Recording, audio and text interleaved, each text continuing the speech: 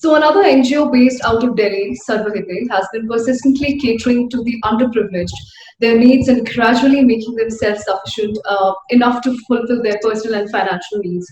Now, amid the coronavirus crisis, the NGO has also been distributing dry rations to the families. Nearly 450 students, families of 50 students, they have covered as of now. Today, we are joined with Mr. Prem Prakash, co-founder of the NGO. Welcome, sir, and thank you for joining. Hi, Devyani. Thank you for having me here. So I would like to ask you, how did you come in contact with these families of students? Right. So this all started with our initiative, which we call Vidya Vistar. This started about 4 to 5 years back when we started engaging with urban slums and teaching these children. So our education model is pretty simple. All Okay. these students who are going to school, we provide them after the school classes and we ensure that they don't drop out of the school.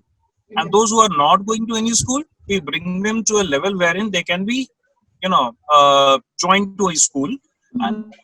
also we provide them extra classes. So these families, most of the children, I would say 99% of them, they come from underprivileged background. Okay. Their parents are either maids, hawkers, guards, uh, rickshaw pullers, auto drivers, so on and so forth. So these were the first ones to be hit by the lockdown, because essentially these families do not have much saving. And then when we ask them that, do you have enough ration, do you have enough food, they say that yes, we have enough. And when we actually inquired, the ration was only for like 4 to 5 days, and this is their definition of enough, because that is how these households have been functioning, for years. Yeah. So nobody envisioned actually that this will go on for so long. So it was primarily because of the concern for our students who we have been teaching for 4.5 years, that we started, fundraising and providing them ration packets which comprised of rice, pulses, flour, salt, spices, sugar, and other essentials. So that is how it started. So I believe you even have a project running now called My Pin Code. So can you please elaborate Right. on what all the project focuses on? Sure. So after we started our initiative in Gurgaon, it started with our Gurgaon center in Sector 52A, Wazirabad village. Okay. That is a big slum, and all our migrant workers from Bihar and Bengal. So there was no appropriate mechanism to address their problems. And after that, we started getting requests from all across the country, because we Okay. also have a project under which we build libraries for tribal communities Okay. across India. So, so under that, what happened that we then decided that we'll use this existing network, which was used to supply books. We'll use this to supply ration now. And then we came up with this idea of, in collaboration with another organization, Social Media Matters, which works on women empowerment and gender sensitization and online safety. Mhm. So we formed 213 Facebook groups in all the COVID affected districts. And then we have a membership of more than 1 lakh now. And through these groups, we started tracking the requests. So whatever request came through our volunteers, we asked them to mention it on the group and, raise an appeal.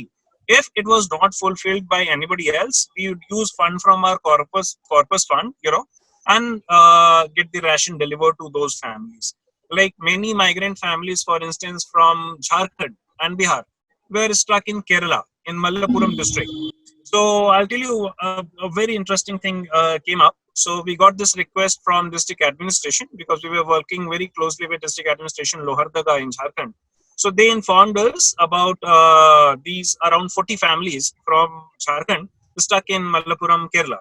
Thankfully, we have a Facebook group there. So we reached out to them, and through our friend Ronnie in Kerala, using our network and collection, we got the ration packets delivered. Now, when the ration packets reached there were some Tamil migrants also, and they were also in need of the food. So one of the laborers from Jharkhand, he calls me up and says that he wants to share that food with the Tamil migrants. So we got some additional packets also delivered. And that is how we have been, distributing food right from Kerala, Karnataka, Telangana, Andhra, Nagaland, Assam, Yeah, that's what we have been doing. So you've And covered not only, many states as of now. yes, yeah, yes, and we made it a point to reach out to those people where there was nobody else to help. So Okay. that has been our primary concern.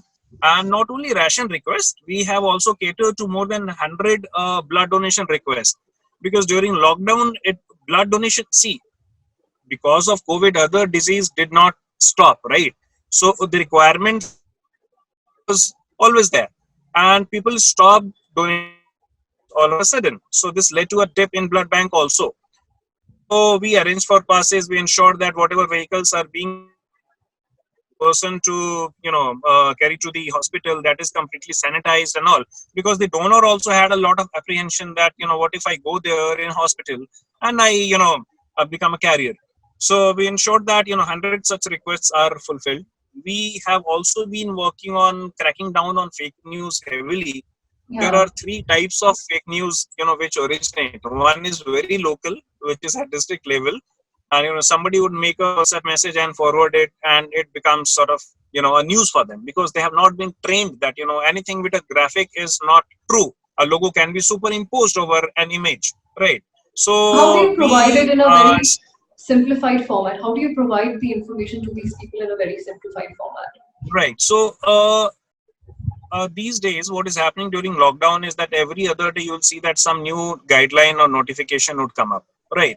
And then one notification will come up at central level, another will come at state level, and the implementation at district level is entirely different, because that is dependent upon the district administration, and everyone has a unique style of functioning, right?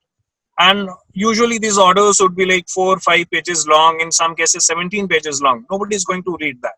So what our volunteers do is the core team simplifies that the important points, and then the regional team translates into, say, the team in Maharashtra would then translate into Marathi, or there are different tribes in Nagaland, right? There is no common language, like one tribe cannot understand other, so we would get it translated into that tribal language, and then we'll ensure that the information reaches out to the people. What other ways you're reaching out these migrant workers, especially who are stranded and walking home now?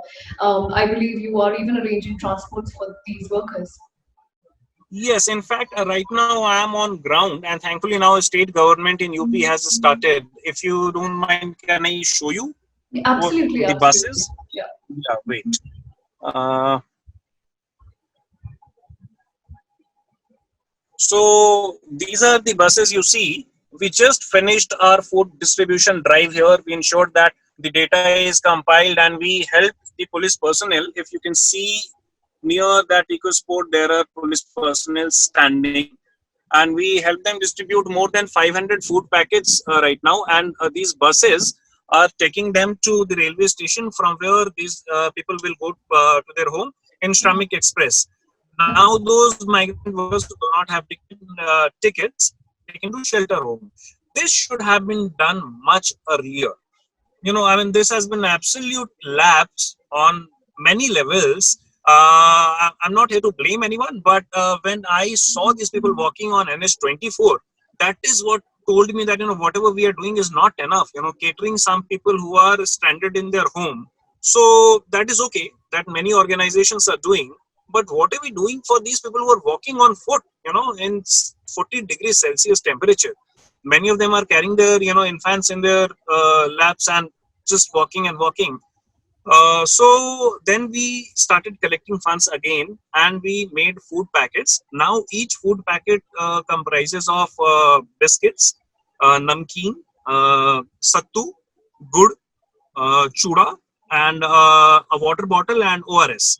And we are also providing a disposable plate in which they can use to eat the food, at least in a dignified manner. They don't eat it out of the polythene. So that is what we are providing them. We have also collaborated with Railway Police Force Ghaziabad, because unless you collaborate with police or you take them into confidence, it gets very difficult to distribute food. So this is another thing which I would like to tell other NGOs who are into food distribution, that whenever they are planning food distribution, please ensure that you reach out to some police personnel and take them into confidence and ask them to assist you. Otherwise, it may so happen that people are very angry at the moment, and they are very confused also. They are not sure whether they'll get food tomorrow or not. So they, in some cases, they may start snatching the food from you. But if the police is there, nothing like this will happen. So now I am right now at Sector 51 Metro Station, Noida, Uttar Pradesh, which has been made a pickup point for these migrant workers. Our food donation drive is going to continue for next 10 days at least. Every day we are planning to distribute 500 packets. Okay. So, if I'm not wrong, you also have a campaign running called Feed Them Too. Tell us about that, because it's apart So from you feed working them for the to migrant workers. Yeah. Right. So we are an NGO which essentially focuses on teaching underprivileged children and building libraries. So that is the domain where we have expertise. But we also have worked for Nepal earthquake relief, Assam flood relief. We have worked Okay. thrice for Kerala floods, then for the cyclone in Odisha recently. We worked there also. So we have some experience of work providing food relief and all. But we have never actually worked for animal welfare. So one of our volunteers who has a keen interest in this, she reached out to me and said that, can we do something for these strays? And then she presented me with the situation that many stray animals used to depend upon the leftovers in societies, in colonies, in near restaurants and all. Now all these animals are going hungry, and very few NGOs are doing anything for them. So we started this campaign and we named it Feed Them Too, in which we urged all our volunteers across 213 Facebook groups to get out of their homes and at least feed these stray animals in their locality and inspire at least 5 other people, who they know, to do this. And I believe, more than, thousands of animals were, fed through this campaign. And Right. this, the best part is it doesn't actually cost you anything, right? I mean, a few biscuit Absolutely. packets, leftover food and all. I mean, you can feed them to these animals, and it's all about taking the initiative and people actually follow. So the lack of initiative is one thing which has done a lot of harm during this lockdown. So you reach out to very remote area communities. How do you identify these communities and individuals that you work with, and which eventually and you build that trust in the field? Right. So, like I told you, we run another project which we have named Project Paper Bridge. The whole idea of that project was to reach out to such communities which are geographically or culturally secluded, like remote pockets of Nagaland. For instance, the Mon district in Nagaland, which is at Myanmar border, or Shopian in Kashmir, where we were planning to build 10 libraries. So, what we usually used to do is that tie up with district administration, identify the right spots like the office of a student council or the village council's office or government schools, and collect books from all across the country and open libraries there. So we already had a very robust network of book donors and people benefiting out of it, these tribal areas or these remote areas. So that channel actually helped us a lot during the food distribution drive or catering to people in any other form. It's not that we built a new network. In some areas we did through these Facebook groups also, because I wouldn't say that in all 213 districts we had some presence, but after we knew how to do it, how to crack it. It's just that you there is a certain way you need to talk. You need to be very respectful to the local customs and culture. And whenever you're donating something, it's not that uh, it's an obligation on you to do. You just have to be very sympathetic and sensitive when you're donating stuff also, because during COVID-19 what has happened that such families are requiring food which had never in their life asked for anything from anyone. These are hardworking people who lost their job. And I'll send you an audio clip wherein one person told me that, sir, हमें तो बहुत शर्म आ रही है आपसे खाना मांगने में. अब समझ नहीं आ रहा कि आपने जब बोला कि क्या क्या चाहिए तो क्या बताएं और क्या छोड़ें. आपको जो अच्छा लगता है आप दे दो. हमने जिंदगी में कभी से कुछ नहीं मांगा. So this was Azaz in Delhi. he sent me this message. So we cater to that. We need to be very sympathetic. So that I think has helped. Our team was trained in a certain way to deal with request and also identify the fake request. That is another, you know, important point which has to be kept in mind.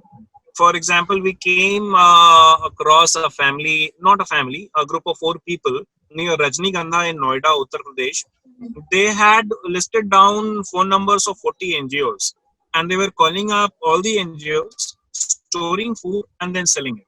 So we got in touch with police and we sent them there, and they were left after a stern warning. So hoarding of food has also been going on, but wherever we have some confusion, we used to give, you know, the benefit of doubt that okay, I mean, maybe they are hoarding because they are not secure about their condition right now. They do not know when precisely this lockdown will end. So how are these students, I believe, as you plan to set up more educational centers and libraries in, as you said, in geographically and culturally secluded areas. So how these students and other volunteers connect to you?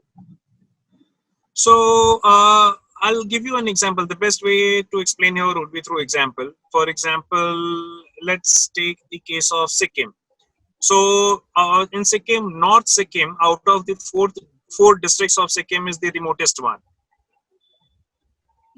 Social media has definitely helped us in connecting to these people. There, every district or every state has some popular Facebook groups. We would put up our post there that, you know, this is what we do, this is what we need from you, and this is what we are ready to provide.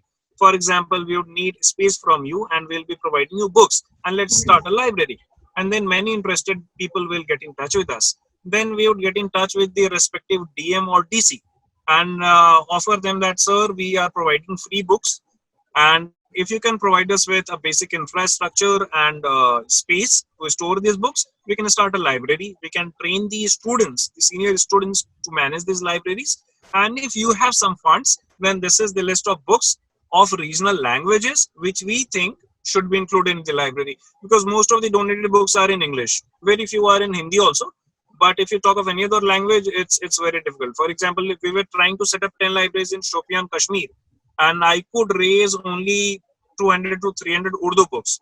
The requirement was around 2000. Rekta donated us a few books, but after that we could not, gather much Urdu books. So through this, like I said, through this library network, it helped us a lot. We knew many people in such areas where most NGOs do not have that reach, because many of them focus on numbers, on execution of project, or to follow a particular protocol. We are a little disruptive in that, because my logic is that if I had to follow so many guidelines, I would better have joined civil services, or I would have been a government officer. The purpose of NGO is that you supplement the efforts of government, right? There are certain things which government cannot do. For example, there was confusion between Bihar and UP and some other states, like you are sending trains from here, West Bengal is not accepting trains. So this is a little political also, I understand all that. But as an NGO, I cannot afford to get in middle of all this. My duty is to ensure that nobody goes hungry, nobody keeps walking on foot, right? So it doesn't matter whether I am working in UP or Bihar. My responsibility is to go there and feed these people. That's it. So bigger NGOs had a problem here to take permission from so many people. For example, I'll be very honest about it. I'm here today at Sector 51. We have no permission to come here and to distribute food, but we are distributing it with police. Everyone understands this, that if you come with a good intent and if you're ready to help, if you have taken the initiative, they will help. Yeah, absolutely, absolutely. So we're actually very fortunate to connect with NGOs that not just are limited to the service delivery, but they're also helping in promoting human rights and citizen partnership. That's a great thing that it sets an example for the other NGOs as well. Thank you for joining us. We look forward to seeing you soon. Thank you. Thank you very much. Thank you very much for this opportunity.